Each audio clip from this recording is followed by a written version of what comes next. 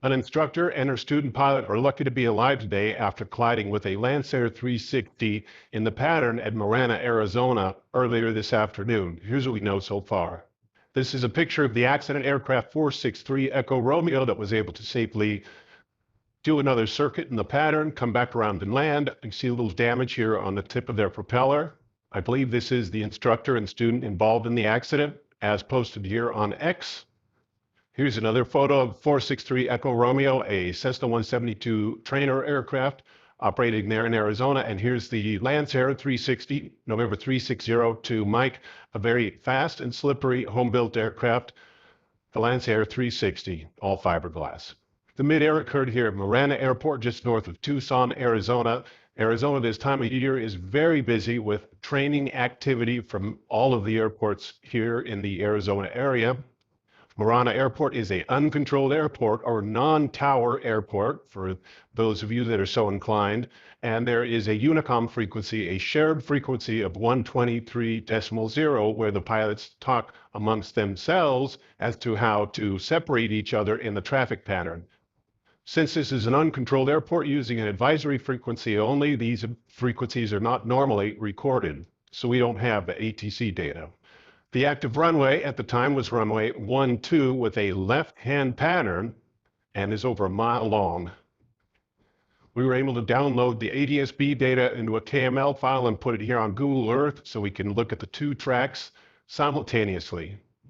The mid-air collision occurred while the 172 was doing a touch and go on runway 12, and the Lancair was following very closely behind the 172 and initiated a go-around and flew into the 172 from behind, as the Lancair is a much faster aircraft than the 172.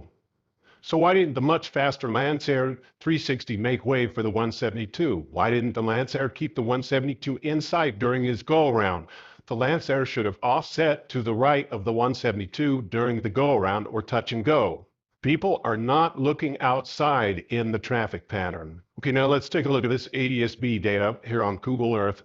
Red is the 172, blue is the Lancair, the much faster Lancair 360. First, we see a very non-standard pattern entry by both aircraft.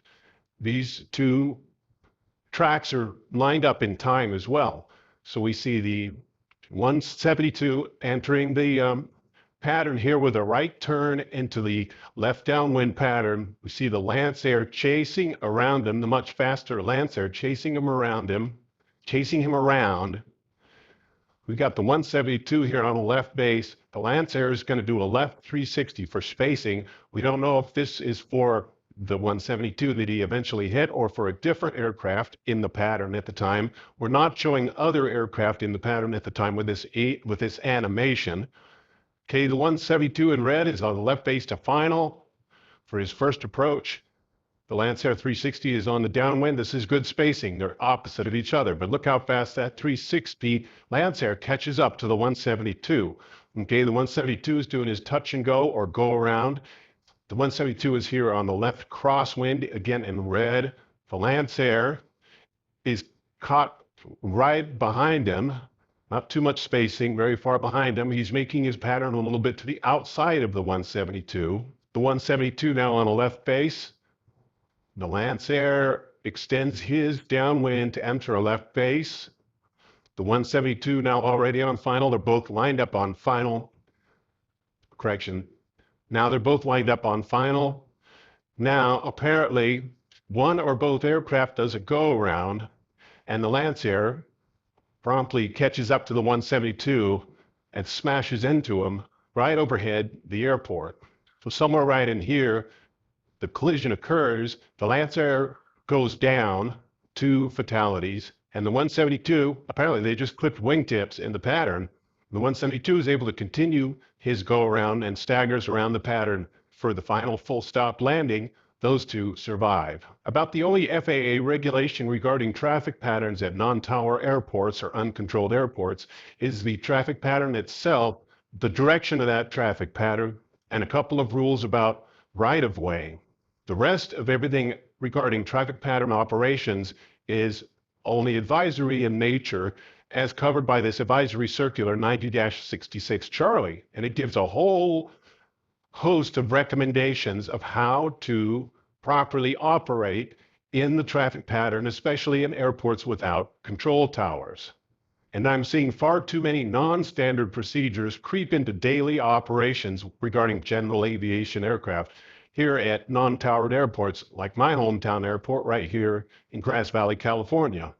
And a particular problem I see here and other places is home-built experimental aircraft, high-performance aircraft, bombing into the pattern at much too fast of a speed, 178 knots in the downwind of the pattern, when we got Cubs, 150s, and 172s sharing that very same pattern. And as recommended here in the advisory circular, everybody should be trying to maintain a speed that is shared by all the rest of the aircraft.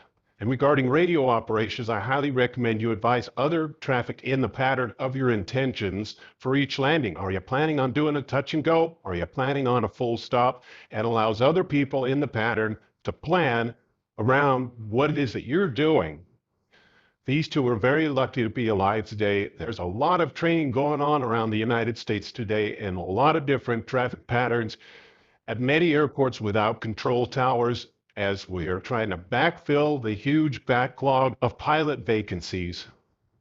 I recommend that all of us review Advisory Circular 90-66 Charlie, operations at non-tower airports, especially in a group setting with your flying club and that sort of thing, and hash out what you're seeing in your local traffic pattern and try to get everybody a little more standardized back to what the advisory circular says.